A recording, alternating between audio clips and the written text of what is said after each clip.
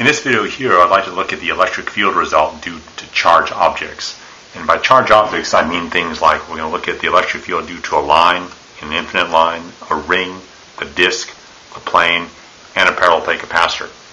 Before I start, though, I'd like to contrast what it is you're going to see in this video and how it contrasts with maybe something that you have pretty well understood.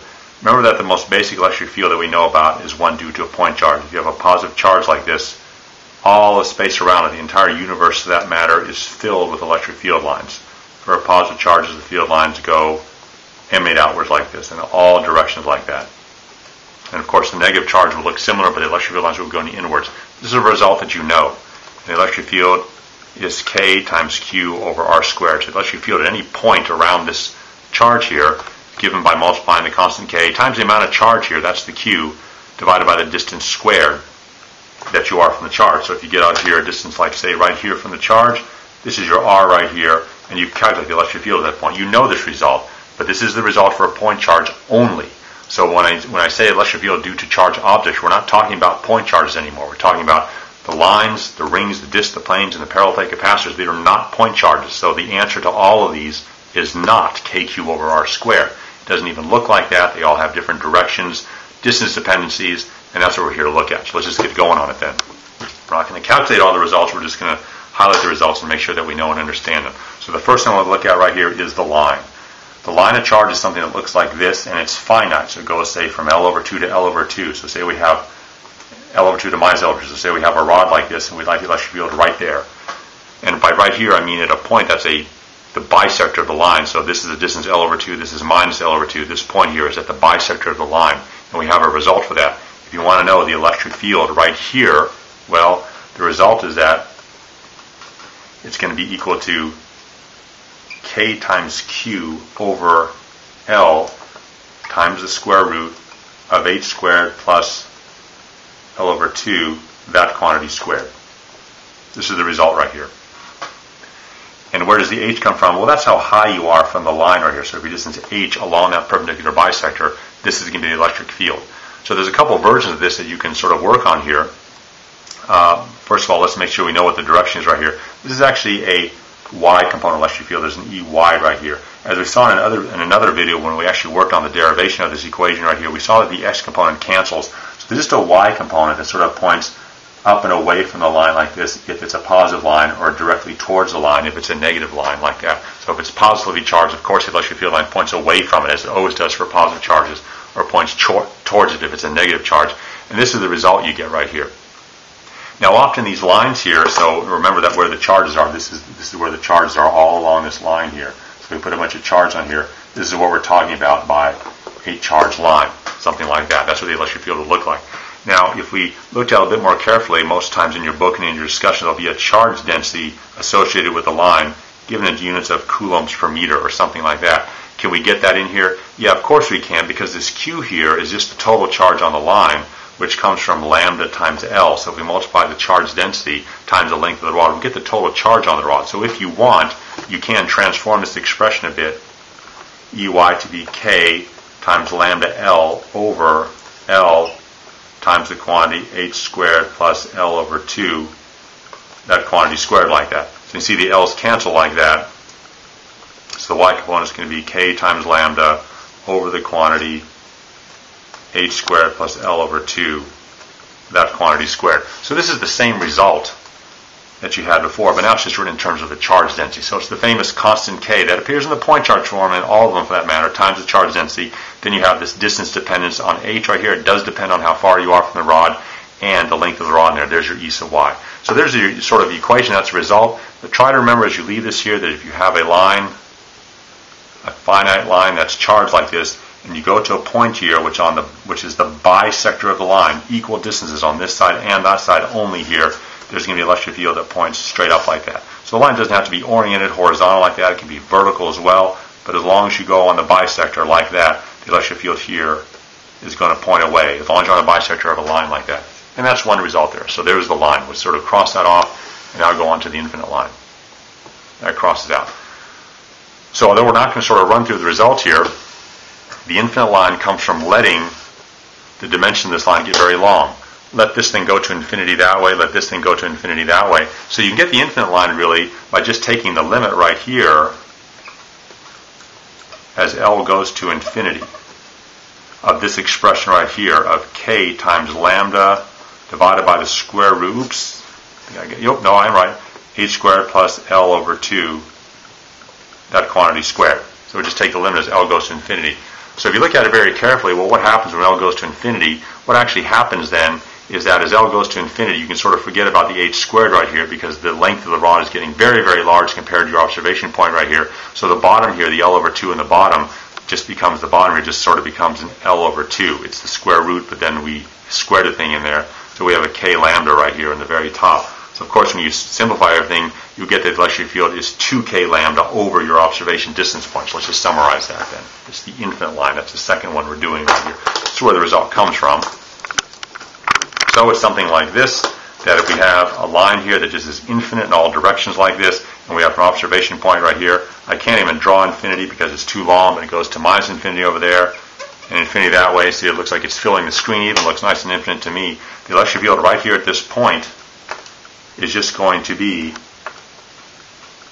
2K lambda over H, where H then is once again your observation point. The other thing that also happens here is because the electric field is infinite in all directions, you don't have to stay just on the midpoint bisector in order to expect this result. This result is everywhere a distance H from the line, because remember, you go into infinity in both directions. It's impossible to compare any finite observation distance with infinity. So no matter where you are above this line, as long as you stay at distance H from it, if all of these points here are a height H above the line, this will be the electric field at that point. So for that reason then, for the line, the infinitely charged line, remember this line has a bunch of charge on it. It's kind of long now. I'll just draw some charges on here just to remind you what we're talking about here. This line is all charged up like this. A bunch of charge in here everywhere. You can start drawing electric field lines. And this is going to be little arrows as long as you're a height H above it.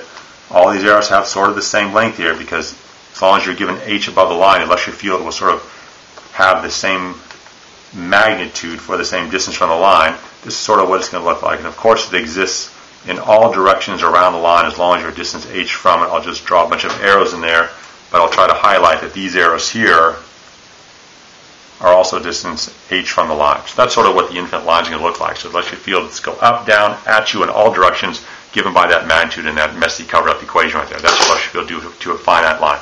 So we've covered that one now. That's the infinite line. We don't always have to stick with lines all the time. Of course, we can take rings and put charges on them as well. I'll try to draw some three-dimensional on here for you, though it hardly ever looks good, but here's the ring.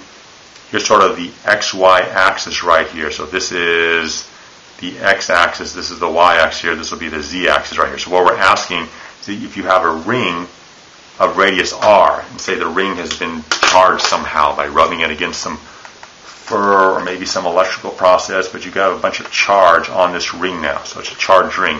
What is the electric field right here at a distance Z from the ring? That's what we're asking here. That's the proposal here. Now, in a class like this, sort of a freshman college physics class, we have to stay on the axis of the ring like this, or else the integrals and the calculus just become too difficult. In fact, you can't even do the integrals if you're not on this axis. If you go out here or off this axis, then the problem becomes somewhat intractable unless you're using some advanced techniques. So we're going to stay on the axis.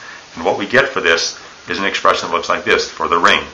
The electric field for the ring is going to come out to be K times Q times Z over the square root of Z squared plus R squared, all that to the 3/2 power, and it is a vector and it has a Z hat in front of it. So it is a Z-directed electric field that looks something like this. This is the formula here. Let me raise this Z up a little bit here. I'm referring to the distance up here. It's not part of the equation. This is the result for a ring right here.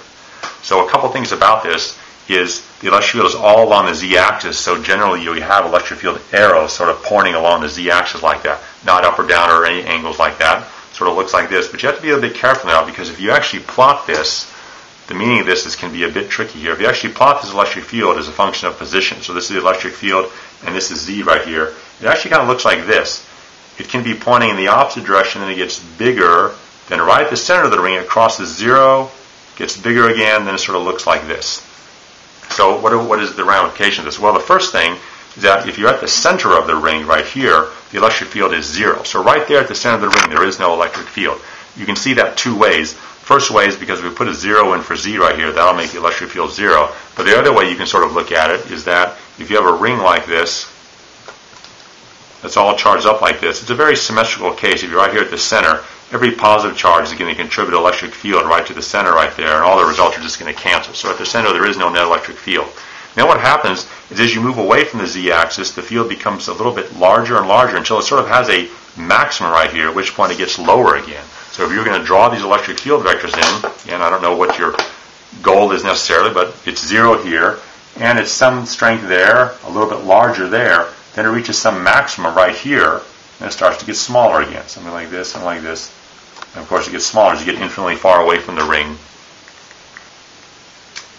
The vectors get smaller and smaller. So that's sort of what it looks like. And this is sort of what you're left with here. And of course the electric field exists on both sides of it too. Just we're focusing on the positive side because we're just used to doing that. But as this says here, the electric field is negative, means it points in the other direction.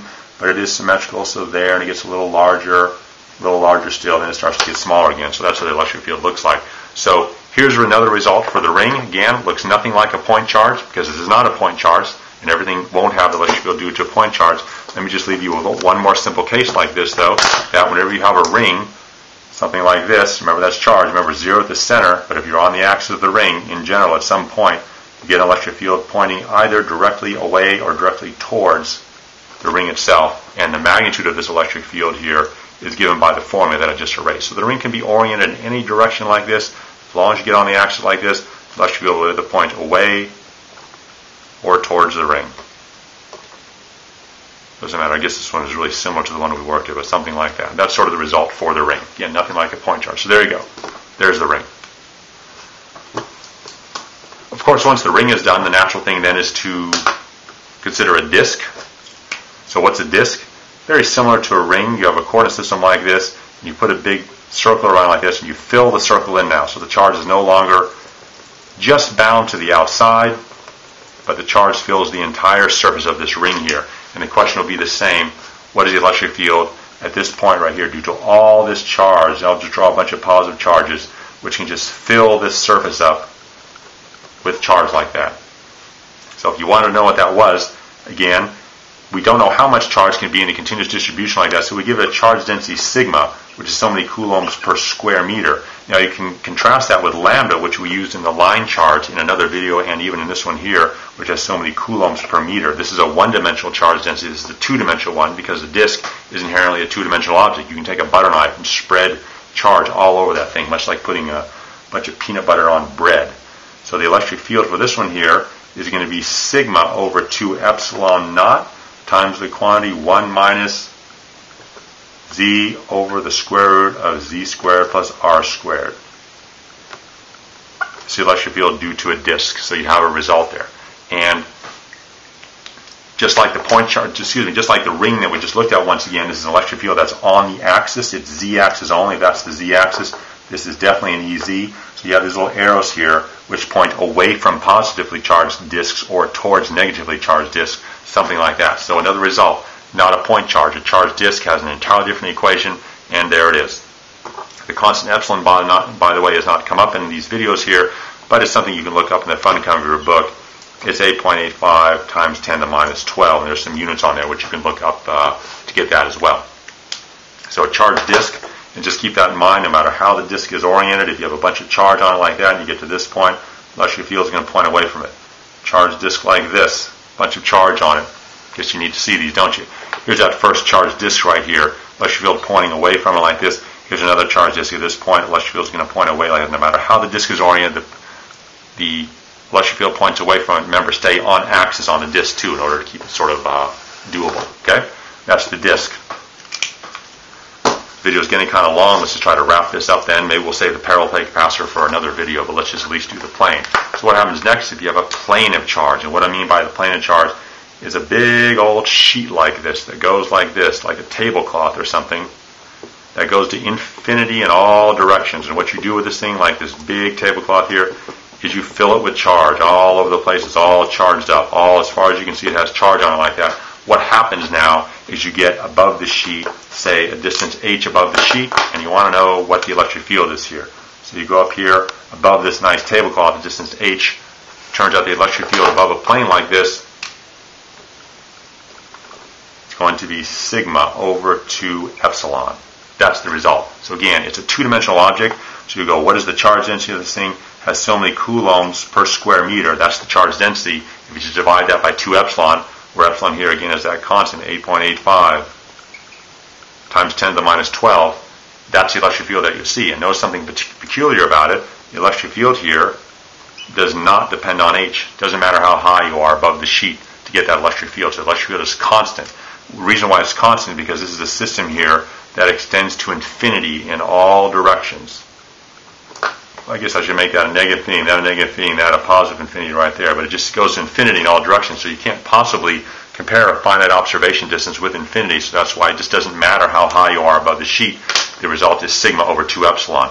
So again, not a point charge. It's a charge system. It's a charged object here, as all of these are here, that all have different electric fields as a result, and they are not all point charges. They're all different. They have different formulas, different distance dependencies, and everything.